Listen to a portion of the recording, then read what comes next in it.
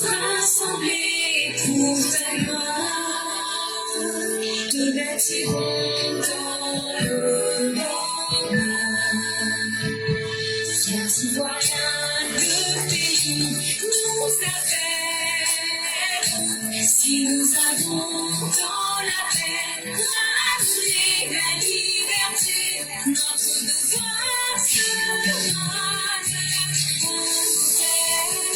de l'espérance promise à l'humanité, enfants unis dans la foi nouvelle, la patrie de la reine fraternité,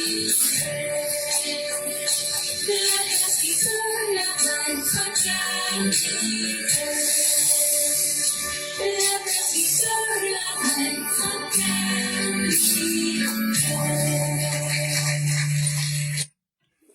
Bonjour mesdames et messieurs, bonjour chers auditeurs, bonjour chères auditrices, bonjour à tous ceux et toutes celles qui nous suivent en ce 4 février 2026. Merci de nous faire confiance et merci d'être sur la meilleure des plateformes, la plateforme éclaireur Pro Vérité, où nous cherchons simplement à convaincre sans chercher à vaincre qui que ce soit. Aujourd'hui, nous aurons 3 sujets. Le troisième sujet est un texte de notre père Alexis Diette. Il a pour titre « Ce qu'est un régime démocratique ». Quand on dit on est en démocratie, là, c'est quoi un régime de démocratie? Le deuxième sujet est tiré des médias Afrique. Les Maliens, pendant qu'ils disent qu'ils ont essayé la carte russe, depuis très longtemps, je vous disais que ça n'allait plus entre eux et puis les Russes. Et notamment, j'avais dit ceci, que Assimi ne veut plus négocier avec les Russes et qu'aujourd'hui, il est en train de chercher une autre solution. Et donc, il négociait avec les Américains. Et donc, hier, il y a un représentant des États-Unis, un patron des bureaux des affaires africaines du département d'État américain, c'est-à-dire du ministère des Affaires étrangères de l'Amérique, qui s'est rendu au Mali pour discuter avec eux. Et ils leur ont donné des conditions. S'ils veulent réellement changer, qu'est-ce qu'ils doivent faire et quelle est la voie à suivre? Le monsieur leur a clairement dit ce qu'ils doivent faire et c'est ce que nous allons vous expliquer. Le premier texte, c'est un texte de notre père Venance Conan. Il a pour titre AES et nous. Ça veut dire nous les gens de la CEDEAO et puis les gens de l'AES. Il va nous parler de cela. L'aéroport de Niamey a été attaqué il y a quelques jours par de nombreux groupes terroristes qui occupent une bonne partie du Niger depuis déjà de longues années. Et le putschiste qui dirige le Niger a aussitôt accusé le président de la France, celui du Bénin et notre président. Généralement, chaque pays de l'Alliance des États du Sahel, en abrégé AES, a son bouc émissaire personnel. Il dit, le 29 janvier 2026, il y a le groupe État islamique qui a attaqué l'aéroport Amani Diori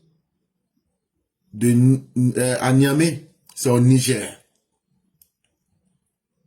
Pourtant, tout le monde sait, et je vous ai déjà expliqué la configuration des groupes terroristes qui existent au Niger. Il y a plusieurs groupes. Pourquoi je dis c'est l'État islamique?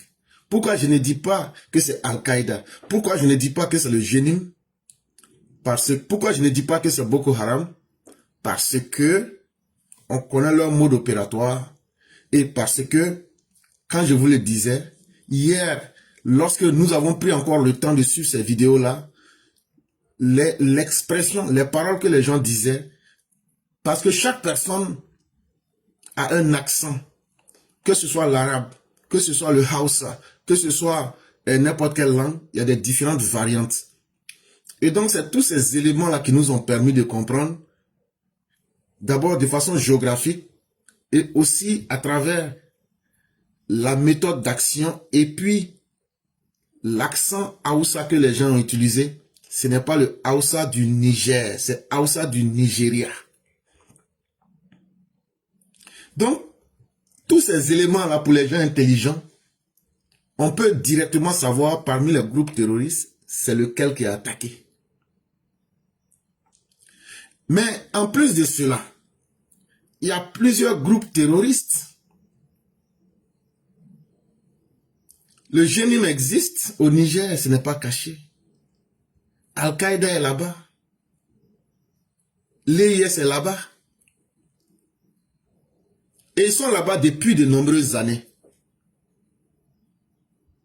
Mais comme à leur habitude, les putschistes, incapables de répondre aux besoins sécuritaires de leur pays, incapables de répondre aux exigences de leur population, ils ont trouvé maintenant des boucs émissaires.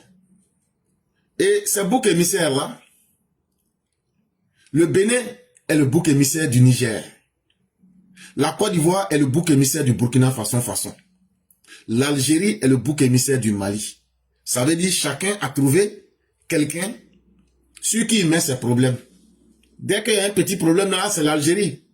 Pour les Maliens, Burkina Faso, dès qu'ils ont un problème, c'est la Côte d'Ivoire. Maintenant, le Niger, dès qu'ils ont un problème, c'est le Bénin. C'est ça qui est devenu leur stratégie pour justifier leur lâcheté. Avec comme super bouc émissaire au-dessus de tout cela, la France. Cette fois-ci, le Niger nous a ajouté le Bénin. Je ne vais pas ici faire une dissertation sur la notion et la nécessité de se trouver un bouc émissaire lorsque l'on ne peut pas faire face à une situation et qu'il faut en imputer la responsabilité à quelqu'un d'autre. Maintenant, parmi ceux qu'on accuse toujours de nos problèmes, quand on est habitant de l'AES, le sommet du sommet, comme aiment à le dire certains, c'est la France. Quand tu dis ça, ça c'est la pièce qui justifie tout ce que tu avais envie de dire.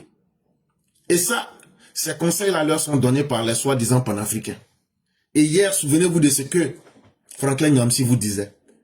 Que eux, les lâches, et eux, les idiots, pour cacher leur haine et leurs échecs, ils utilisent toujours l'Occident comme une fumée d'écran pour cacher leurs incompétences. Et aujourd'hui, c'est ce qu'ils ont enseigné dans ces pays-là, le Mali, le Burkina et le Niger. Quand tu mets la carte France, on dit la grande France qui a même la bombe nucléaire. Ah non, c'est que ton problème est vraiment sérieux. Donc, ce n'est plus toi le responsable. C'est que il faut qu'on trouve quelqu'un d'autre. Tu n'es plus le responsable. Alors que personne n'a dicté à ces personnes de faire des coups d'État dans leur pays. Personne n'a obligé ces soi-disant dirigeants de l'AES à interdire des élections dans leur pays. Personne ne les a forcés à mettre leur population dans les difficultés qu'elles vivent aujourd'hui. La vérité toute brute, aussi brute que le président de la transition nigérienne, est que ce dernier n'a, à l'évidence, aucune capacité pour diriger un pays. Mais à la vérité, si on veut dire les choses, ça peut faire mal. Mais quand vous regardez Tiani là, est-ce qu'il ressemble à un homme intelligent qui peut diriger un pays? Quand vous regardez le petit malade, l'imbécile du Burkina Faso, Ibrahim Kaka, celui-là, il a quelle intelligence pour diriger un pays? Quand vous regardez le gueux d'Assimi au Mali, celui-là, il a quelle intelligence pour diriger un pays? Ça fait mal quand on dit ça. Mais c'est la vérité. Et pourquoi nous disons ça? Regardez aujourd'hui comment ces peuples-là souffrent. Ne serait-ce qu'à regarder aujourd'hui la souffrance dans laquelle ces populations se trouvent. Aujourd'hui, elles comprennent que ce n'est pas seulement des gens qu'on veut à la tête des pays, mais on veut des gens intelligents et des gens capables d'apporter des résultats. Tiani a renversé Bazoum, dont il était chargé d'assurer la sécurité, semble-t-il, pour le compte de quelqu'un d'autre, pour que tous les Nigériens et observateurs connaissent, et s'il s'est trouvé une couverture idéologique, très à la mode en ce moment sur notre continent, qui est le panafricanisme. Et chers Africains, faites beaucoup attention. Tout ce qui se passe là, c'est cette fausse idée de panafricanisme. Ceux-mêmes qui donnent ces idées-là, disent qu'ils sont là pour vous tromper. Hier, j'ai joué la vidéo. Mais vous voulez que nous, on arrive à vous convaincre avec quoi? Nous, on ne va pas se suicider. Nous, on ne va pas nous offrir à la mort comme Jésus. On ne pourra que vous présenter les arguments qu'il faut.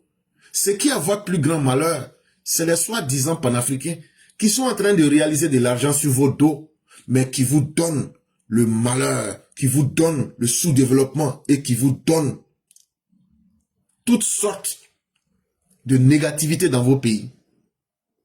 sans vouloir l'insulter, je doute fortement qu'ils connaissent l'histoire et les fondements du panafricanisme. Mais le nouveau panafricanisme nigérien consiste à détester la France, la Côte d'Ivoire et le Bénin et à se mettre sous la coupe de la Russie. Maintenant que vous dites que vous êtes panafricain, est-ce que vous luttez vraiment pour l'Afrique? Est-ce que vous luttez pour que les Africains soient libres? Mais en ce moment, est-ce que quelqu'un qui veut être libre doit détester la France, la Côte d'Ivoire, le Bénin pour chercher à devenir l'esclave de la Russie? Est-ce que votre panafricanisme, c'est de devenir les nouveaux esclaves de la Russie en vous mettant à dos de nouveaux ennemis? Est-ce que c'est un acte intelligent?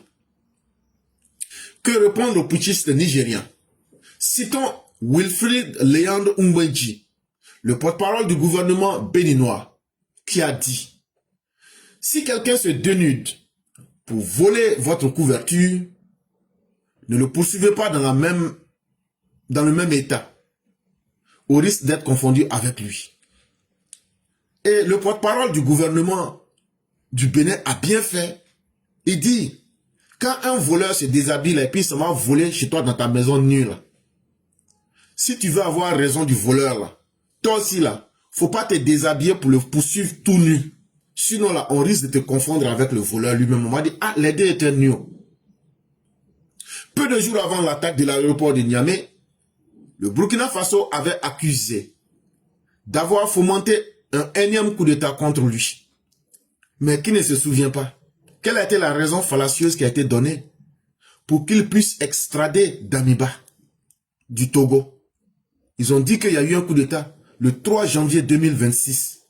Mais dès que Damiba a été remis, qui entend parler encore de cette histoire? Ils disent non, que Damiba avait détourné de l'argent, que c'était pour ça. Ils avaient inventé un faux coup d'État. Parce que nous n'aurions rien d'autre à faire que de chercher à déstabiliser nos voisins. Mais quel est donc le problème avec nos voisins de l'AES? Je crois qu'il faut chercher la réponse dans ce qu'il y a de plus négatif dans nos comportements d'Africains. En réalité, est-ce que ça peut être le projet d'un pays comme la Côte d'Ivoire, le Bénin ou bien d'autres?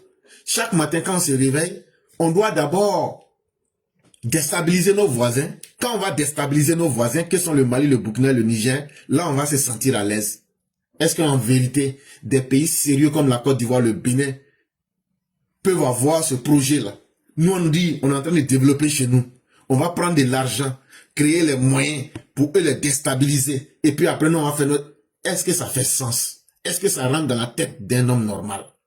Mais le problème là, c'est pas ce qu'on voit et on entend. Mais le problème là, regardons nous-mêmes en tant qu'Africains, nos comportements, nos vilains comportements, nos comportements négatifs là. Regardons ces comportements-là. Ailleurs, lorsque quelqu'un est devant vous, vous cherchez à le rattraper ou à le dépasser. Ici, lorsque quelqu'un est devant vous, vous consacrez toute votre énergie à le ramener à votre niveau en le tirant par le pied. Chers parents, si vous voyez aujourd'hui l'AES et tous ces bruits qu'ils font là, en réalité, c'est des gens qui veulent que nous soyons maudits comme eux. C'est des gens, ils savent ce qu'ils ont fait dans leur pays. Ils savent qu'ils ont mis leur pays en retard. Au lieu de chercher à devenir comme les pays qui se développent, à savoir la Côte d'Ivoire, le Bénin, etc. Au lieu de chercher à devenir comme nous, eux ils disent, pourquoi nous on ne veut pas accepter que nos pays là on n'a qu'à gâter et puis on va eux les suivre. C'est ça qui est le problème. Sinon il n'y a rien d'autre après. Sinon vous avez choisi de nouveaux maîtres, personne ne vous a plaint. Vous avez fait coup d'état, personne ne vous a plaint. Vous dites que vous aimez votre condition, personne ne vous plaint. Mais pourquoi c'est vous qui voulez que les autres vous ressemblent? Les autres disent on ne va pas être des maudits comme vous pour vous suivre. Maintenant, vous dites que, comme les autres ont dit ça, les autres sont contre vous, c'est eux qui vous déstabilisent. On dit apporter les preuves, vous n'avez jamais de preuves. C'est ça qu'on appelle la malédiction. Et c'est ce qu'on vous rappelle toujours. Sans vouloir faire du triomphalisme, je crois qu'un minimum d'honnêteté nous oblige à reconnaître qu'en matière de développement, il n'y a vraiment pas match entre nous et les pays de l'AES.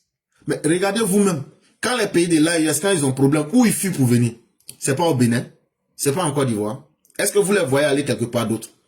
Si vraiment leur alliance là, c'était une alliance sérieuse, Et si leur alliance là s'était basée sur le bonheur de leur peuple, pourquoi quand les Maliens sont dans un malheur, pourquoi ils ne fuient pas pour aller au Burkina Faso? Pourquoi les Nigériens ne fuient pas pour venir au Burkina Faso? En réalité, ils savent ce qu'ils sont en train de faire et ils savent qu'ils sont en train de creuser la tombe de leur population.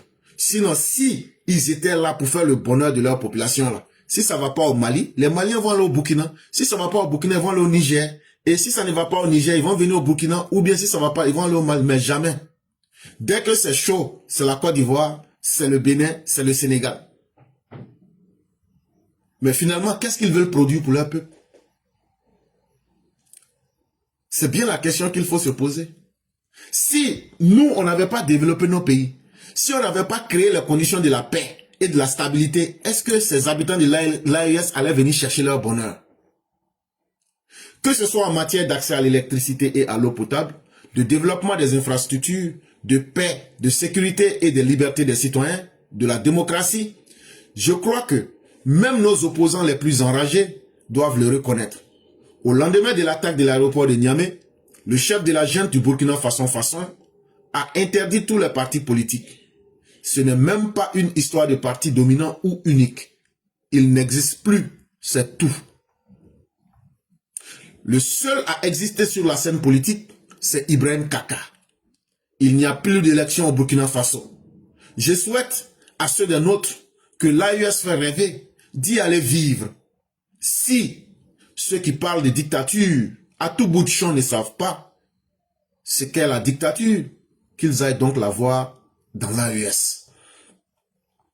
En réalité, voilà des gens qui sont incapables de protéger leur propre population, qui chaque matin que Dieu fait offrent des nouveaux malheurs à leur population. Et en plus de cela, figurez-vous que après avoir fait attaquer l'aéroport de Niamey, le lendemain, Ibrahim Kaka dit il n'y a plus de partis politiques. Tous les partis politiques qui sont au Burkina sont supprimés. Ils n'existent plus. Donc, il n'y aura plus d'élection. C'était la même chose. Et bientôt, le Niger va faire la même chose. Maintenant, nos opposants ivoiriens qui disent qu'ils sont amoureux de l'AES, voilà la définition du mot dictature. Voilà la définition du mot on n'est pas libre. Voilà la définition du mot on ne sait pas où aller. Mais si vous ne savez pas, Babo, comme tu disais que tu allais faire une tournée dans l'AES, il faut aller faire ta tournée dans l'AES. Et après, il faut venir expliquer à tes ouailles ce que c'est que la dictature, ce que c'est que le manque de liberté, ce que c'est que ne pas être capable d'exprimer ses idées. Terminons en parlant de l'allié russe que le chef de la junte du Niger a félicité. De nombreux rapports d'ONG et témoignages font état de massacres à grande échelle, commis par les Russes sur les populations civiles dans les États de l'AES, notamment au Mali, sur fond de racisme, le plus abject envers ces populations, de même que les pillages à grande échelle des mines d'or de ce pays. Tiani a félicité la Russie, très belle chose. Mais aujourd'hui, qui ne se souvient pas des rapports de Human Rights Watch? Qui ne se souvient pas des rapports de ACLED? Qui ne se souvient pas des rapports de ces ONG et des témoignages même des populations qui montrent clairement aujourd'hui tout le malheur qui est servi dans les pays de l'AES, qui montrent clairement tout le mal qui est fait aux populations. Et aujourd'hui, nuit et jour, les populations sont dans la peur. Les populations sont aujourd'hui dans une situation où elles ne savent à quel sein se vouer. Et ce que je vous dis, ce n'est pas que nous soyons contre quelqu'un, ou bien qu'on aime quelqu'un, qu'on dit cela. Quand vous partez aujourd'hui au Mali, quand vous partez au Burkina, et quand vous entendez les différents témoignages des populations, ça vous fait simplement froid dans le dos. Et actuellement, je suis en train de chercher même ce matin une vidéo d'une Malienne qui aujourd'hui explique comment la population du Mali est dans un malheur. Mais lorsque vous écoutez cette dame, vous avez froid dans le dos. Et écoutez un peu ce témoignage. Maliens d'amour, Suri kabako, ay nga video kolongo gina kadi fama ma nyamo ma.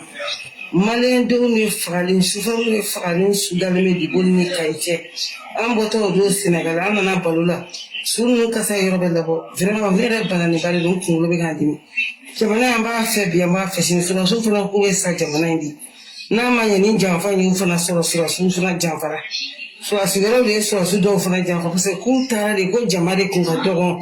Ele be lu chiaru ma ko la ga do mu tan territoire ka. Na manya u fara ba u su ga ta ba du so mo ma ga bo be da ka diye ku yi. U be jani ko sebe ni mai maliuma. Anya ye vraiment fe ya be banani ni sira. Ne re tlekile ne ke kaya ngateme. Vraiment do ne Francis so kono na fiarinte. Asimu ayo jina jaini ka chelu so kamara ka sen kolonel bela jere. Abora kolonel la mene ba fama parce que do ne do ne ta de le la. Ayo jina ja sul tabako mbawo deli. Aka video kolongolo be kame. Vraiment ne kolonel be ndimi hali nyesere. Musika sibolo. Na fraka mbura ramade nyoga ne salen dale me tuko na kisira la. Mobulu jenni me ka ka suda ka jugu jamana ma ba jamana la kosi me jafanci mu ya barake ala kusara ala ka nu nyesuma mu mo bela ni jamana ya ka bela ni sura sin ala ka ni nyesuma mo ni ke be sura sin mu jafa ala ka ni lafiya bi ala ka ni lafiya sin ni sura sin ala ka sangura ta dunga ala ka jamana de me ala ku time me ayo jira ja ka suinta to ya bela ka bosira raina asimu ay aran fa blaga bi no suinga ta ko ayo jira ja suin be ni ya ye do ti lafiya ne re bala ni bala ni jaba jagte to site nabi ni yaye to site tula wallahi arma de un fara nda de srala ne ra ta na kira je to site ne rabi wali de un dutigu ku ba jabala ne o sara jabala golila ayo jira ja tilima ira video golo mala ka blaka ta robe na usuka sika ta ka bo su sama ko ku sudu her ni bala ka jabala ma wa assalamu alaikum wa rahmatullahi wa barakatuh. La dame qui vous parle, elle s'appelle Djeneba Diabaté. Elle dit, eux étaient en train de revenir du Sénégal avant-hier. Sur la route de Kaila, les chauffeurs avec les soldats maliens, là, tellement ils ont tué beaucoup. Tellement ils ont tué beaucoup. Elle dit, quand ils sont arrivés là, tout le long de la route, c'est les êtres humains qui sont couchés, en train de pourrir. Et que ça fait que elle aujourd'hui, là, l'odeur fait qu'elle a constamment mal à la tête.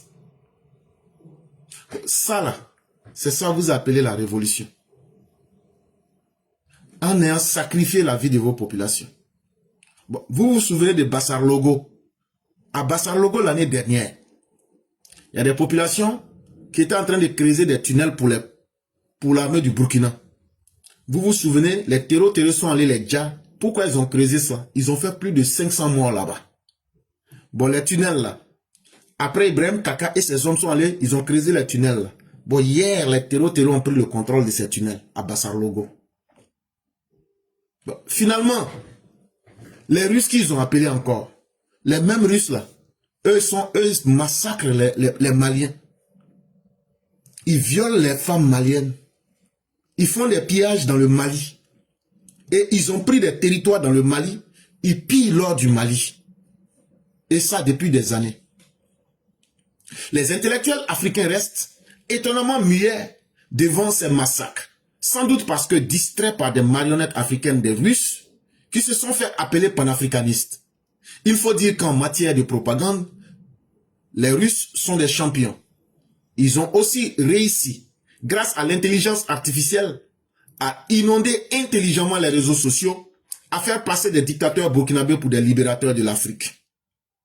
Et aujourd'hui, dans le monde où nous vivons, aujourd'hui, vous vous levez le matin, vous voyez des vidéos, God bless Ibrahim Traoré. C'est Beyoncé qui dit ça. Vous vous levez, les Russes là, ils sont tellement forts dans la propagande, ils font croire à ces personnes-là que tout est bien dans ces pays de l'AES. Mais c'est le réveil qui sera brutal. C'est la quantité de retard que vous allez prendre dans vos pays là. Quand vous allez vous réveiller là, le monde sera allé plus loin que vous ne l'imaginez. Pourtant, les 3 pays de l'AES, il est difficile de circuler au-delà des capitales sans courir le risque de se faire trucider ou de mettre la moindre critique sans se faire enlever. Le 30 janvier 2026, le département d'État américain a ordonné aux employés non essentiels de son ambassade ainsi qu'à leurs familles de quitter le Niger. tout en restreignant les déplacements de ceux qui resteront dans le pays. Il leur est ainsi interdit d'aller dans les restaurants et dans les marchés. Bon, vous voyez le Niger là. La situation est tellement mauvaise là-bas que les Américains, ils ont dit le 30 janvier 2026, si tu es américain, tu vis au Niger, si tu travailles pour le gouvernement américain, que tu es un membre de l'ambassade, vous tous quittez le Niger. Maintenant, ceux qui sont le personnel essentiel qui doivent rester, on leur dit, même se déplacer par le supermarché, il ne faut pas faire. À plus forte raison d'y aller manger au restaurant. Parce que le pays n'est pas tenu, le pays n'est pas stable. Vous comprenez maintenant pourquoi l'homme fort de Niamey a besoin de se trouver des ennemis en dehors de son pays. Il a dit que nous l'entendrons bientôt rugir. Lui et ses comparses vont-ils tenter de déstabiliser la Côte d'Ivoire? En tout cas, nous sommes prévenus. Et donc, il nous a promis que lui aussi, il va nous attaquer bientôt. Mais nous disons aussi que nous sommes prêts et nous les attendons. Et c'est là aussi que nous allons leur faire goûter ce qu'ils n'ont jamais espéré. Rien. Débrouillez-vous avec votre merde là. Bonjour, cher grand maître, grand oncle, tous mes respects, la pierre angulaire du dispositif Prado, le grand Tamafor. Merci beaucoup pour tout. J'aimerais laisser un message aujourd'hui au grand lamenté baveux, le grand mouton très sale, au visage crasseux, rempli d'harmattan, du désert sahélien du Niger. Le marmiton le marmiton colonial de l'impérialisme russe, Tunkia Abdeldraman Tunkia. Cet imbécile notoire, cet ignorant, ce perdu, ce monsieur-là même qui est dans une propagande sans fin, une propagande sans preuve, simplement pour tromper son incompétence, sa nullité, sa médiocrité, face à la gestion de son pays, et qui, comme tout bon populiste, se réfère à ce que ces autres pétasses de Poutine là, cette prostituée de Poutine là, se permettent de raconter sur notre président. Le président Ouattara n'est même pas vous n'êtes même pas même à la cheville, vous ne valez même pas la cheville des chaussures du président Ouattara. Donc ça ne sert à rien, ça ne sert à rien. Débrouillez-vous avec votre merde là-bas, votre sac à merde que vous avez créé, et arrêtez de vous en prendre à ce monsieur-là qui ne vous calcule même pas, qui ne vous voit même pas. Donc nous les enfants du président Ouattara, nous allons prendre notre temps, mais nous vous répondrons. Voilà. Essayez de donner un peu d'humanité à vos âmes et à vos populations, que de profiter d'eux. Depuis que vous êtes au pouvoir, qu'est-ce qui a changé dans vos pays? Vous partez de misère en misère, vous venez remplir les pays des gens, et c'est vous qui faites la grande gueule, avec vos dents remplies de merde là, pour raconter tout et n'importe quoi. Sachez que le président Ouattara n'a pas le temps de vous répondre, mais nous allons vous répondre. Bande de sacs à merde, bande de chiens errants que vous soyez. Vous allez entendre les enfants du président Ouattara. Que ce soit aujourd'hui, que ce soit demain, vous nous entendrez. Espèce d'imbécile que vous soyez. Merci infiniment au grand maître Yann qui est en train de remettre les choses à leur place. Et ces ânes enragés et lamentins baveux du désert, tant que vous ne leur dites pas leur véritable nom, c'est des gens qui ne se donnent pas de limites. Urgent, urgent, urgent, urgent. Trump tord le bras à Assimi Goïta, le secret de la visite au Mali de Nick Checker. C'est qui Nick Checker? Nick Checker, il travaille au ministère des Affaires étrangères des Amériques, des États-Unis. Nick Checker travaille comme le chef des bureaux pour les affaires africaines. Avant-hier, c'est-à-dire le 2 février 2026, il était au Mali. Il a rencontré Assimi et les dirigeants du Mali. Est-ce que c'est lui qui a demandé à les rencontrer? Non. Depuis des mois, Assimi Goïta, qui n'a plus confiance aux bidas russes et aux béotiens russes qui sont en train de massacrer et l'armée du Mali et les populations du Mali. Les mercenaires russes qui ont mordu la poussière à Tinzouaten. Les mercenaires russes qui ont perdu le courage sur le terrain. Assimi a compris qu'il avait tiré la mauvaise carte. Par un temps, il a voulu essayer la carte turque, mais il a vu que les Turcs n'étaient pas puissants. Par un temps, il a essayé aussi d'autres cartes. Il a compris que ça n'irait pas. Et aujourd'hui, finalement, il s'est dit, je vais avaler à nouveau mon caca. Il a tout fait. Il n'est pas le seul. Ibrahim Kaka et Abdourahmane Tiani aujourd'hui, les trois satrapes néocolonialistes de la Russie au Sahel, ont multiplié les démarches vers Washington, vers Donald Trump, pour essayer d'avoir de l'aide militaire. Mais surtout, pour essayer d'obtenir des renseignements militaires. Parce qu'ils ont compris que les Russes ne sont pas sérieux. Je vous l'avais dit il y a longtemps, les Russes donnent les positions des armées du Mali, du Burkina et du Niger aux djihadistes pour que les djihadistes puissent les frapper.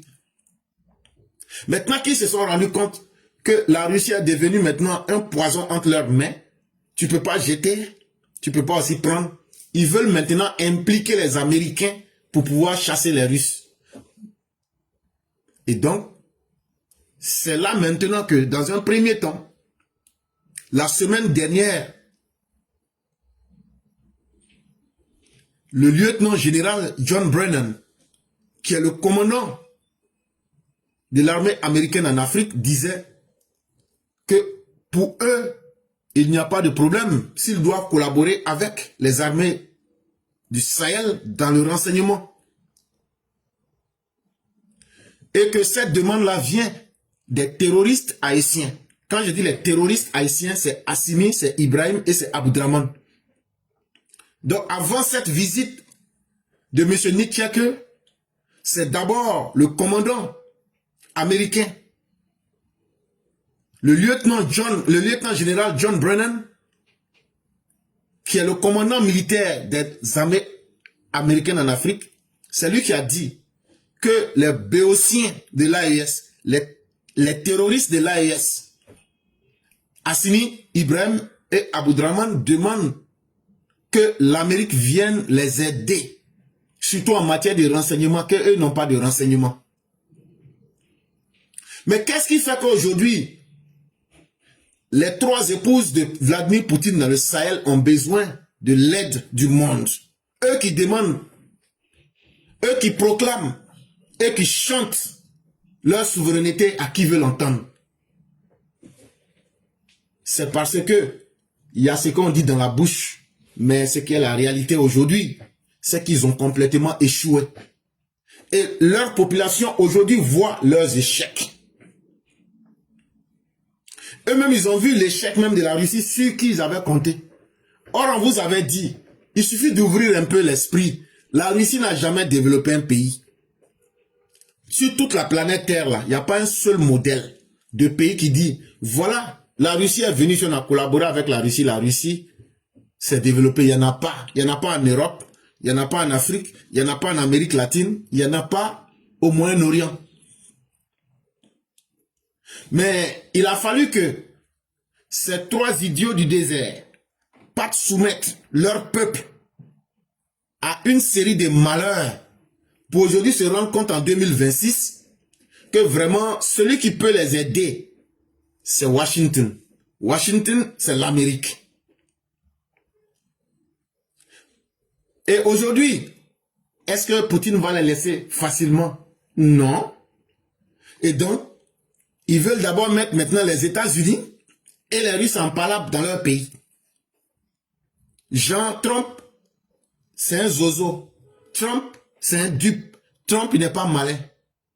C'est là maintenant que, après les déclarations du commandant des armées Africacom d'Afrique, c'est là maintenant que le chargé, celui qui est le chef des affaires africaines du ministère des Affaires étrangères des États-Unis, lui, il a vu clair dans le jeu des Maliens. Ils pensent qu'ils peuvent attirer les Américains pour venir faire palabre avec les Russes au Mali pour eux. Là maintenant, eux vont s'asseoir, ils vont mettre deux grandes puissances en palabre. Et puis maintenant, là, celui qui va gagner, là, ils vont suivre cette personne. Les Américains ont vu clair dedans. C'est là le monsieur Nick Cheke est venu Il dit, les États-Unis veulent bien négocier et coopérer avec les États du Burkina, du Mali, du Niger. Ces 3 pays qui ont été pris en otage par la Russie. Mais il leur a dit, ça ne sera pas à n'importe quelle condition. Si vous pensez qu'on va venir négocier et puis on va rentrer dans votre jeu, non, non, non, non, non, non. Il dit, on a 2 conditions. La première condition que Trump me dit de venir vous dire là, c'est de faire élection. C'est pas ce que la CEDEAO a dit. Quand vous êtes parti à l'ONU, qu'est-ce qu'ils vous ont dit? De venir respecter ce que la CEDEAO vous a dit. Donc c'est le même message. Le retour à l'ordre constitutionnel, ça veut dire, il faut qu'il y ait élection. Or, tu ne peux pas faire élection sans parti politique. Mais la semaine dernière, le Burkina nous a dit qu'il n'y a plus de parti politique. Bien avant ça, au Mali, on a interdit les partis politiques. Comment on va organiser l'élection maintenant? Comment vous allez organiser l'élection maintenant s'il n'y a pas de parti politique? Donc, quand on parle de retour à l'ordre constitutionnel, là, ça veut dire qu'il faut laisser les partis politiques exister et il faut organiser élection. Vous avez vu, le monde là, on ne peut pas avoir raison sur tout le monde. Souvent, là, il faut écouter tout le monde. Vous êtes partout où vous allez là, tout le monde vous dit la même chose. Ça, c'était la première condition. Deuxième condition, demandez aux Russes là de quitter le Mali, le Burkina, le Niger. Les criminels de guerre qui se sont réunis pour devenir Wagner là, qui sont vomis par leur population en Russie et qui viennent aujourd'hui créer des malheurs dans vos pays là. Dites aujourd'hui à ces criminels là de quitter. Nous, on ne va pas venir nous mettre dans la gueule du loup pour nous battre avec les Russes. Et puis maintenant, ça va devenir une guerre. Donc, ceux en qui vous aviez confiance en vain, les Russes là, et puis ils ont échoué, et puis vous nous appelez maintenant là, dites-leur de quitter. Quand vous allez remplir ces 2 conditions là, c'est comme ça qu'on pourra mettre fin au calvaire des Maliens dès aujourd'hui. Parce que nous les Américains, on sait ce qu'on doit faire. À travers cette rencontre, quelles sont les leçons que nous tirons? On tire d'abord la première leçon que les régimes putschistes du Sahel, avec les 3 béotiens, ont échoué. Leurs stratégies ont échoué. Deuxième conséquence, la Russie qu'ils ont pris pour des sauveurs, les Russes ont échoué. Les Russes n'ont même pas été capables de leur apporter les renseignements militaires qu'il fallait. Mais une nouvelle conséquence que l'on retire, c'est ça aussi une nouvelle victoire de la CEDEAO. Faire des élections et laisser la liberté aux populations. La 4e conséquence qu'il faut tirer, c'est qu'aujourd'hui, l'Occident, de façon générale, qu'il critique tous les matins, l'Amérique fait partie de l'Occident. Et l'Occident a une longueur d'avance indéniable sur la Russie. Et donc, une coopération franche. Contrairement aux Russes qui ne sont pas francs dans leur coopération, l'Amérique, à travers le porte-parole tchèque, a été clair. Non, on ne mènera jamais de coopération dans l'hypocrisie. Il faut que la coopération soit franche. Il faut qu'elle soit totale. Il faut qu'elle soit globale. C'est comme ça qu'on va renforcer l'armée malienne, son commandement. Mais sur base de démocratie, avec des élus. Je dis voilà ceux avec qui ils vont travailler. Donc ça, c'était une bonne information à prendre. Sujet numéro 3. Qu'est-ce qu'un régime démocratique? Quand on dit démocratie, démocratie là, comment on fait pour savoir qu'on vit dans un état où la démocratie est pratiquée? C'est de ça qu'on va parler. Un régime démocratique, c'est une société civile indépendante composée de citoyens, en laquelle s'expriment et se confrontent librement sous la régulation des lois, les opinions et les intérêts particuliers catégoriels des diverses classes de la cité dans un tissu dense et diversifié d'associations, de corporations et d'organisations librement formées. Quand on parle d'abord de démocratie là, pour sentir que la démocratie existe, on doit être capable de créer des ONG. On doit être capable de créer des associations. On doit être capable de créer des organisations qui sont libres. On ne doit pas vous empêcher de créer des organisations. En plus de la création de ces organisations, de ces groupements d'associations, vous devrez être capable de vous exprimer librement. Vous devrez être capable d'exprimer vos besoins. Et cela doit se faire en respectant les textes de loi qui existent dans votre pays. Et chaque citoyen, on peut avoir par exemple l'association des couturiers, on peut avoir par exemple l'association des enseignants, on peut avoir par exemple la corporation, ça veut dire par groupe d'intérêt, c'est-à-dire les enseignants ou bien par exemple les policiers, tout le monde peut créer son groupe catégoriel, ça veut dire par catégorie, par tissu social, tout le monde peut s'organiser. Et une fois que cela est bien fait et que ça respecte, ça reste dans les normes là, c'est ce qu'on appelle la société civile indépendante. Ça veut dire les corps qui constituent la société, les gens sont libres de créer des associations. Les gens sont libres de penser. Les gens sont libres en respectant la loi de donner leurs opinions. Et les gens sont libres de pouvoir parler pour défendre leurs intérêts. C'est ça qu'on appelle une société civile indépendante. C'est une société politique autonome, composée, entre autres, de partis pragmatiques qui représentent et défendent les droits et intérêts des classes sociales. Des élus qui incarnent en même temps l'unité de la nation par-delà les intérêts particuliers catégoriels de leurs électorats, qui élaborent dans le débat parlementaire et à travers le travail de la législation les compromis destinés à résoudre les tensions entre les nécessités économiques d'investissement et les impératifs sociaux de redistribution. On vous a déjà parlé de la démocratie en tant que société civile indépendante. Mais c'est pas tout. Maintenant là, quand on est dans un état démocratique, il y a une deuxième catégorie. Ce sont les sociétés politiques autonomes. Ça veut dire quoi? Ça veut dire les partis politiques que vous voyez là. Chacun des partis politiques doit être un groupe de femmes et d'hommes qui sont libres de s'associer, qui sont libres de réfléchir, qui sont libres de mettre des avis, mais qui sont surtout libres de donner des solutions. C'est ce qu'on appelle des partis pragmatiques et programmatiques. Et donc, quand ils donnent ces idées, c'est sur la base du droit. Ils essaient donc de défendre les droits et les intérêts des classes sociales. Ça veut dire les différentes couches de notre population là. Eux là, leurs idées qu'ils apportent là, ça aide ces populations. Ce sont des partis politiques qui se disent, nous sommes là pour que la majorité des gens se sentent inclus dans notre manière de penser ou de faire. Et donc, qui incarnent donc l'unité de la nation. Et au-delà des intérêts des uns et des autres, chaque parti politique fait l'effort de représenter l'intérêt de la majorité des populations. Et ceux qui sont élus, et par exemple qui sont des députés, ils vont voter des lois. Et ces lois-là, parce qu'une loi aussi c'est un moyen de compromis. Une loi aussi, c'est quelque chose qui permet de résoudre des tensions. Et une fois qu'on arrive à le faire, on pose des problématiques sur notre économie, comment on investit et comment on distribue le bénéfice qu'on gagne. Voilà ce que c'est que une société politique autonome.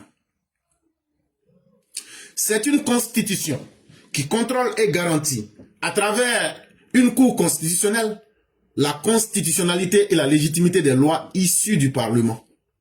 Mais aussi un régime démocratique, c'est que on a une constitution. Et sur cette constitution, les uns et les autres peuvent se baser. Et chacun trouve son compte là-dedans. Et dans cette constitution, chacun trouve sa légitimité. Parce que la constitution elle-même vient des populations, des institutions. Et cette légitimité doit donc garantir un mieux-être et une paix d'esprit pour les uns et les autres. C'est enfin un État autonome, serviteur de l'intérêt général et du bien commun, un pouvoir public chargé à cette fin d'exécuter les lois élaborées par le Parlement et garanties par le contrôle constitutionnel. Mais un État démocratique, c'est d'abord aussi et surtout un État qui est autonome. Ça veut dire un État qui est libre de prendre des décisions. Mais ces décisions-là doivent servir l'intérêt de la majorité des populations.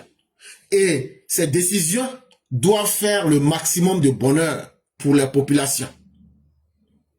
C'est un pouvoir à qui les populations donnent carte blanche d'exécuter les lois, mais sous la surveillance des institutions, à savoir le Parlement, à savoir chez nous en Côte d'Ivoire par exemple, les députés, à savoir par exemple, comment on appelle ça, l'institution de notre mère Kandia Kamara.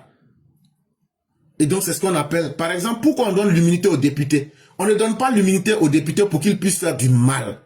On donne l'immunité aux députés pour que ce que le citoyen ordinaire ne peut pas dire là, le député lui il peut dire ça. Que c'est bien ou que c'est mauvais, on s'en fout. Si les députés ne connaissent pas leur rôle là, l'immunité qu'on vous donne là, c'est pas pour que vous fassiez des mauvaises choses pour qu'on puisse vous juger. C'est pour que vous puissiez pleinement jouer le rôle de ceux qui exécutent les lois, mais qui contrôlent aussi le fonctionnement. Et donc quand on vous accorde l'immunité là, c'est que le citoyen lambda peut pas dire là, puis on va dire, ah bon tu as dit ça là, mais tu ne devrais pas là. Le député lui peut dire ça piant et puis il n'y a rien. Quand il veut parler, il dit, mon immunité me protège. Et puis on dit, ouais, c'est vrai. Voilà le rôle d'un député. Un député là, s'il veut là, il peut dire ce qu'il veut. Et son immunité le protège. Et c'est pour ça qu'on vous donne l'immunité. De dire les choses, le Sénat, voilà. De dire les choses de façon crue. Personne ne peut vous tuer, personne ne peut vous mettre en prison. Mais est-ce que chez nous, les députés comprennent le sens de cette immunité? En résumé, un régime démocratique, c'est donc une constitution, une société civile indépendante, une société politique autonome et un État limité par la constitution, subordonné à cette société politique autonome et à cette société indépendante. Donc si on veut faire un résumé, si tu vis dans un pays et que dans ce pays-là, tu veux savoir si c'est un pays démocratique ou même si ce n'est pas un pays démocratique, il faut regarder d'abord, est-ce qu'il y a une constitution? Est-ce qu'elle est respectée? Ça fait 1. Est-ce que la société civile qui est dans ce pays-là, est-ce qu'il y en a? Et puis est-ce que c'est une société civile indépendante? Est-ce qu'on n'empêche pas les gens? Ça fait 2. Après là, est-ce que les partis politiques existent? Est-ce qu'ils sont libres de leurs activités? Ça fait 3. Après là, un État, est-ce qu'il est limité par la Constitution? Est-ce que ceux qui sont au pouvoir, est-ce qu'ils respectent la Constitution? Et maintenant, ceux qui sont les élus, est-ce qu'ils contrôlent l'action de ceux qui gèrent le pouvoir à travers ceux qui sont les élus, mais aussi à travers la société civile indépendante? Voilà les 5 critères qui peuvent vous permettre de savoir si vous vivez dans un État démocratique ou pas. La défense et le service légal des intérêts particuliers sociaux et culturels, la protection des libertés et des droits résultent de la synergie ordonnée de ces 4 composantes du régime démocratique. Une constitution, une société civile indépendante, une société politique autonome et un État serviteur de l'intérêt général et du bien commun. Et donc, pour être capable de défendre les intérêts légaux et les intérêts particuliers, ça veut dire les intérêts de la majorité et les intérêts de chaque individu, que ce soit en matière sociale ou bien en matière culturelle, quel que soit le type d'intérêt, quand c'est déjà bien et que ça peut apporter du bien à la population, c'est l'ensemble de ces principes-là, quand elles se mettent ensemble, quand ils se mettent ensemble, ces principes, s'il vous plaît, c'est eux qui donnent de la force à la démocratie. On respecte la Constitution, la société civile indépendante, les hommes politiques font leurs activités politiques sans qu'ils ne soient empêchés, et l'État lui-même, il est conscient que son rôle, c'est d'apporter et de répondre aux questions d'intérêt du maximum des populations, pour que les populations disent vraiment on sent qu'il y a un mieux-être et que les choses sont en train d'aller de l'avant. Voilà ce que c'est qu'un État démocratique. Ça, c'est un cours gratuit que nous donnons à ceux qui critiquent la démocratie. Nous n'avons pas dit que c'est un régime parfait, mais au moins, encore faudrait-il savoir de quoi il est question avant de venir critiquer ou bien de dire des choses que vous ne maîtrisez pas. Je parle des gens de l'AES. Mesdames et messieurs, nous passons à l'édito de Mère Nefertiti et dès qu'on aura fini, on va laisser la parole.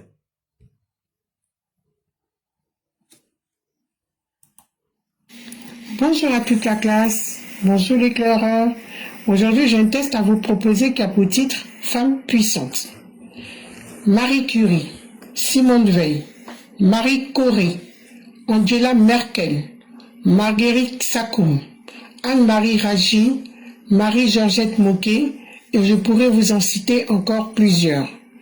Mais ces femmes, reconnues pour avoir marqué un pan dans notre histoire, tant internationale que nationale. Ces femmes sont peu valorisées au profit des hommes souvent mis au devant de la scène.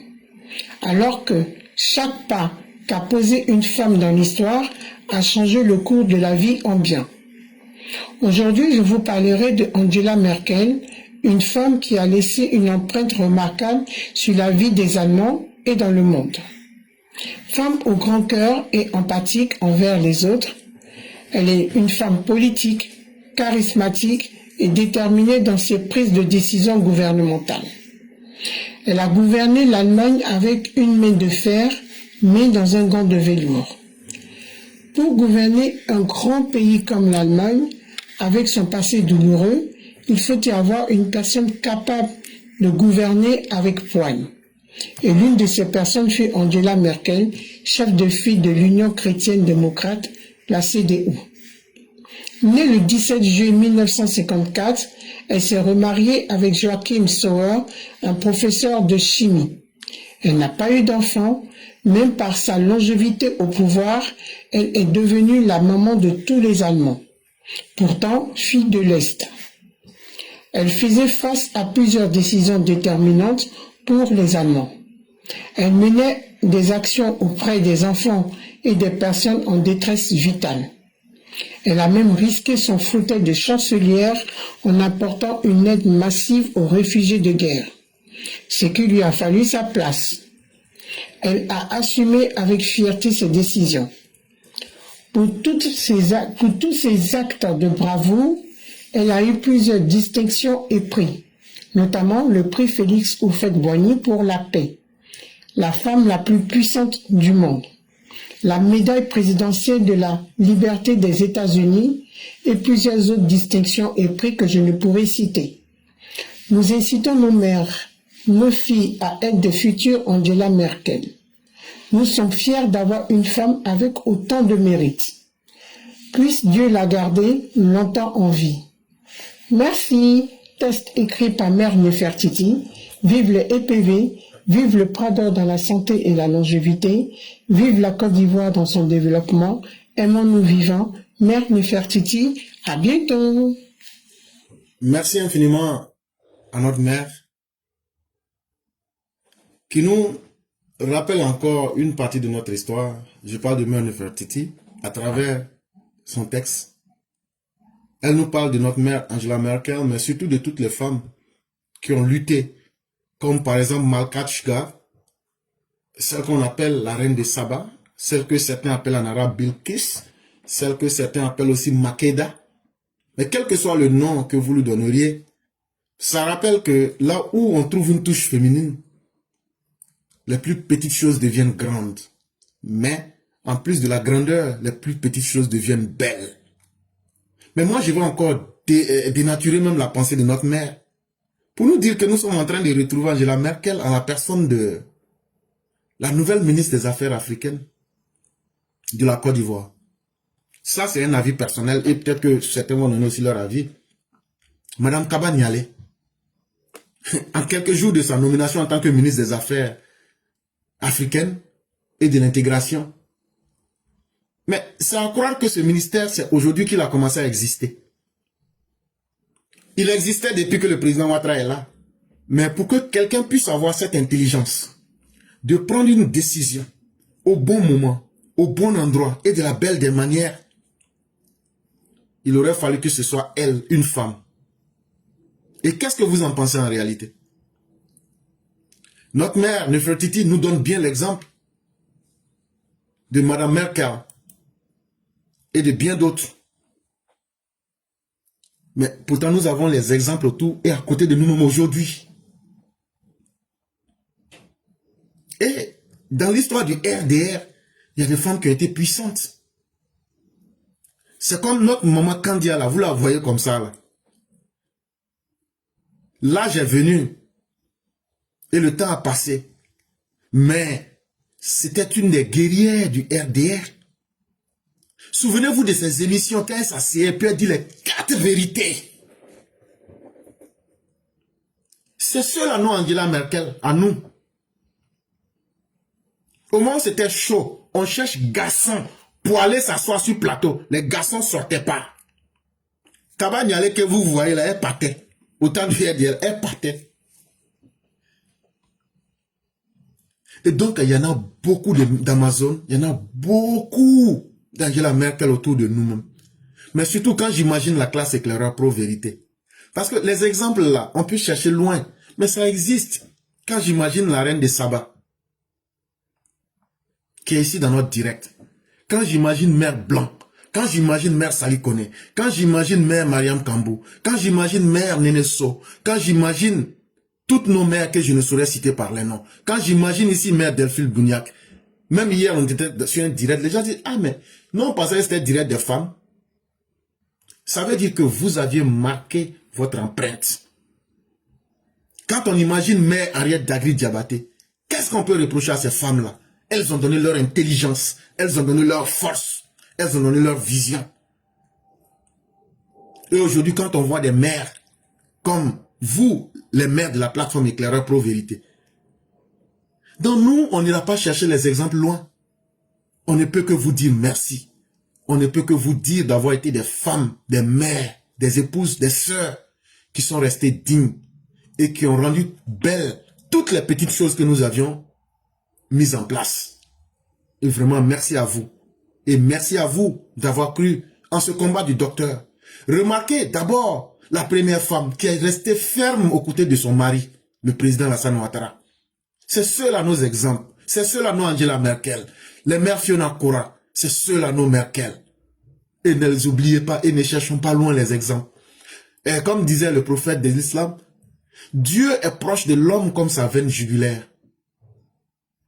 Et aussi, votre démon est en vous-même.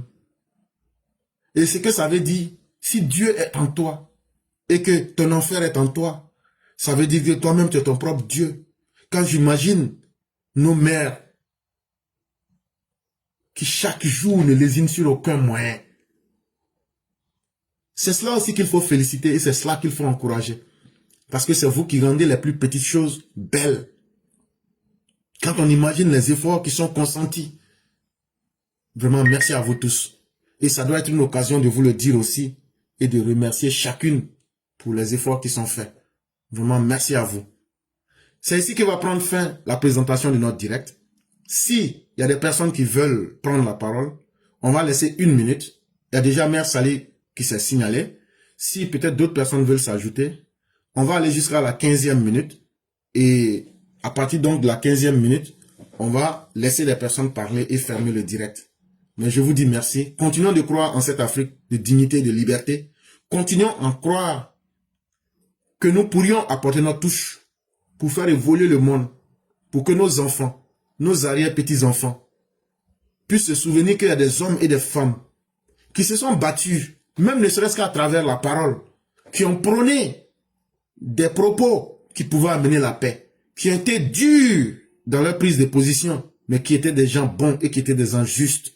Et j'aimerais ici saluer le grand maître Marius Koudou, qui est plus qu'un serviteur de l'État, je dirais quelqu'un même qui a fait sacerdoce pour son pays et qui apporte plus que ce qu'il est nécessaire. Vraiment, le grand maître, le parrain Marius Koudou, on ne cessera jamais de vous saluer. Merci pour tout ce que vous apportez à la Côte d'Ivoire. Merci pour le bonheur que vous êtes pour chacun de nous. Merci pour ce que vous apportez au président Ouattara. Merci pour ce que vous apportez au RDR, RHDP. Et merci de n'avoir jamais dévié du combat. Parce que c'est ça aussi l'homme, la capacité d'être constant et la capacité, la résilience, l'abnégation, la capacité de résister, que ce soit dans le bien ou dans le malheur. C'est ça aussi l'homme. Et vraiment, merci à chacun. Mesdames et messieurs, ça sera Mère Sali qui sera la personne que nous prendrions aujourd'hui. Et c'est avec elle, lorsqu'elle aura fini, on va faire la conclusion. Mais nous disons merci à vous tous, ceux qui ont sécurisé l'émission, ceux qui ont suivi l'émission et ceux qui ont surtout qui font des efforts dont nous ne sommes pas conscients. Sachez que tout le monde est salué et merci à chacun et à chacune. Et donc, nous allons permettre à Mère Salikone de s'exprimer. Quand elle finira, on fera la conclusion.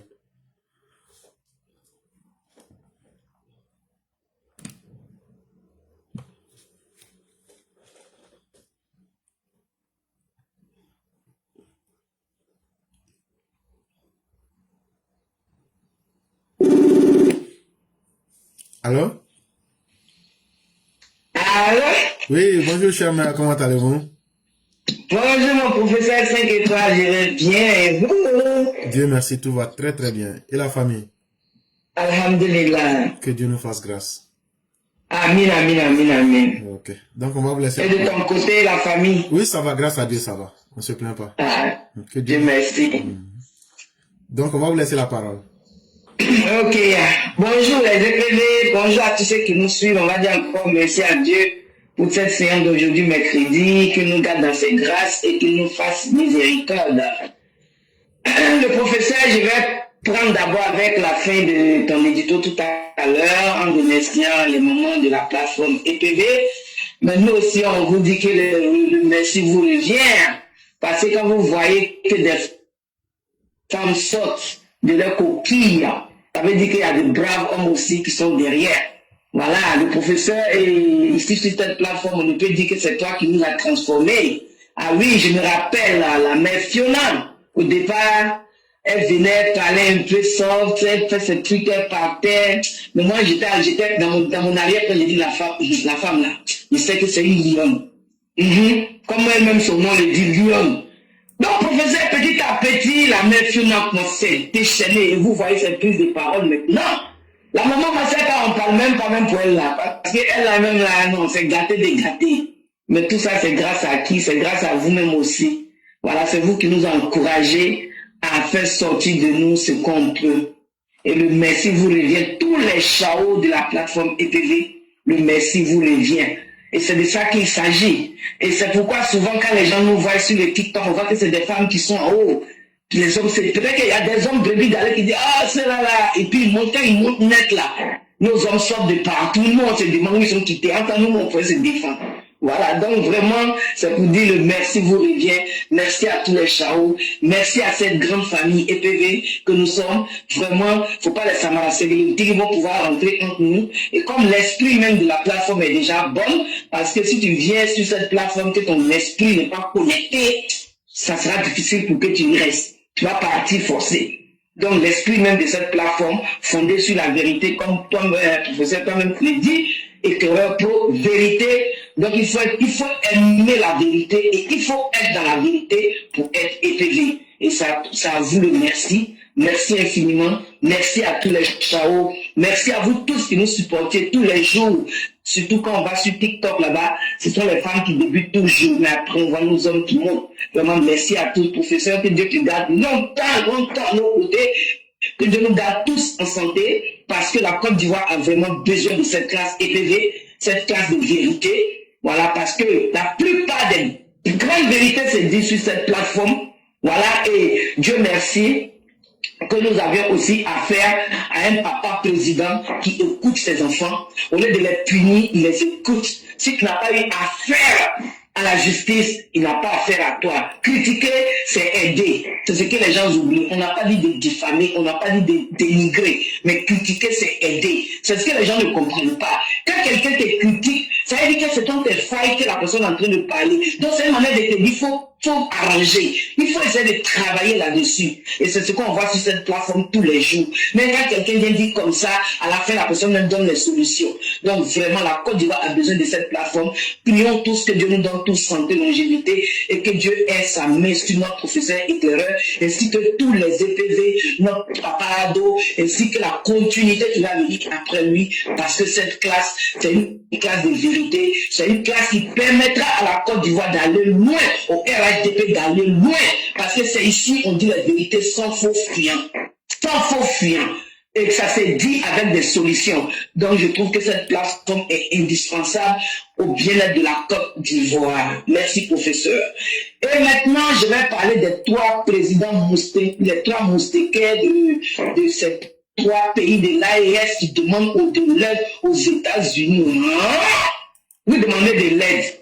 C'est pas vous qui avez crié, c'est dit la révolution, à la révolution, Maliba, Burkina, Niger. Ah bon?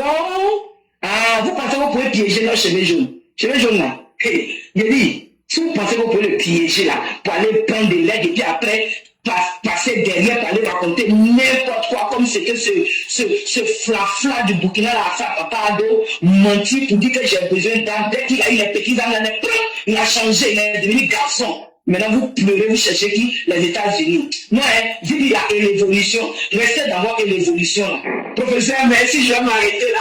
Que Dieu protège Papa ainsi que tous ceux qui l'entourent. Que Dieu protège tous les enfants de la Côte d'Ivoire. Ceux qui aiment la Côte d'Ivoire de tout cœur. C'est ce que je dis. Tu ne peux pas avoir la Côte d'Ivoire comme un seul pays. Que le seul pays que tu as, où tu n'as pas qu'un pays pour aller, si ce n'est la Côte d'Ivoire, vouloir le mal de la Côte d'Ivoire. Que Dieu protège tous les enfants de la Côte d'Ivoire. J'ai dit ceux qui ont un seul pays, ceux qui pensent qu'après la Côte d'Ivoire, ils n'ont plus rien là. C'est de ceux-là que je parle. Parce que c'est ceux-là qui sont les protecteurs de la Côte d'Ivoire. C'est ceux-là qui parlent toujours pour la protection de la Côte d'Ivoire. Que Dieu les protège. Que Dieu protège Papa de tous ceux qui l'entourent, ainsi que tous nos forces de l'ordre. Vraiment, professeur éclaireur, toi-même, protection divine sur toi toujours, ainsi que tous les épérés. Merci, je m'arrête là. Merci infiniment, chère mère. Merci et que Dieu accepte les prières et les bénédictions et qu'il les répande sur chacun et chacune d'entre nous. Et surtout, merci à la classe éclaireur pro vérité. Et ce que vous dites, c'est tellement juste. Vous remarquez, tous les conneries de l'AES là, c'est le Mali qui commence toujours. Qui a interdit les partis politiques? Ça a commencé par le Mali. Qui a commencé à museler les gens? Ça a commencé au Mali. Et quand le Mali fait, quelques mois après, tu vois le Burkina copie les mêmes choses. Et donc là, en réalité, les gens pensent que le Mali, Assimi, c'est le plus dangereux. C'est lui qui donne toutes ces mauvaises stratégies. Et vous voyez encore, après avoir encouragé les autres à mettre les Russes chez eux là, maintenant que c'est gâté là, c'est lui encore qui vient avec là. Il dit, mais est-ce qu'on met en palabre maintenant les Américains et puis les Russes en palabre même là, directement au Mali. Là, si ça marche maintenant, on fait ça au Burkina, au Mali. Le plus dangereux là, c'est Assimi là. Vous le voyez comme ça, là, ce gueule là, méfiez-vous de lui. C'est quelqu'un, là, il est très, très dangereux. Et on dit que le diable, là, il se présente pas haut. Il est toujours là, il attend un bon moment. C'est lui le plus dangereux parmi eux. Maintenant, Brahma Kaka, lui, il est le plus bête. Maintenant, leur mouton, là, la troisième femme de Poutine, là, c'est lui qui est Tunkia, le gros mouton du Niger. Donc, eux tous, là, ils ont des rôles. C'est ce qu'il faut aussi comprendre. Mais, ça ne marchera pas parce que cheveux feu de brousse, les gens pensent qu'il est bête. Mais il peut être bête, hein, mais il connaît ses intérêts. Il se trompe jamais sur ses intérêts et il cache pas aussi. Vous avez vu ce qu'il vous a dit. Alors que vos pays là, vous aurez pu respecter le chronogramme, faire des élections là. Vous serez quitté dans ces problèmes là il y a longtemps. Vous serez quitté dans ces problèmes là il y a longtemps. Donc, les premiers ennemis du Mali, les premiers ennemis du Burkina, les premiers ennemis du Niger, c'est Assimi Goïta, c'est Ibrahim Kaka et c'est Tiani Tunkia. C'est ce qu'il faut que vous reteniez. C'est eux qui sont les chefs djihadistes. Tant qu'ils seront là, les djihadistes ne feront qu'avoir de la puissance. Et tant qu'ils seront là, vous n'allez pas connaître le bonheur, vous n'allez pas connaître d'élections, vous ne ferez que connaître des coups d'État et le désordre dans vos pays. C'est ce que nous on peut vous donner comme conseil. Entre-temps, la Côte d'Ivoire, le Bénin et le reste du monde est en train de se développer. Quand vous allez vous réveiller là, on va dire les pays qui sont les symboles même de l'enfer sur terre là, c'est vous qu'on va aller rechercher. Entre-temps, les pays comme la Côte d'Ivoire seront allés bien loin dans le développement. Et donc, merci de nous donner cette chance-là parce que si vous n'êtes pas les derniers, nous on ne sera jamais les premiers. Donc, merci de permettre que nous soyons les premiers. Chers mères, c'est là que nous nous arrêtons. Et on vous laisse le mot de la fin pour faire la conclusion. Merci, professeur. Et comme le premier ne copie jamais sur le dernier, donc les derniers copient sur le premier et puis on va aller être de l'avant. C'est tout. Merci. Merci, professeur. Merci. Que Dieu protège Papa Ado, la Côte d'Ivoire ainsi que nous-mêmes les EPV. Merci, merci. Et excellente journée à tous. Merci. Merci beaucoup.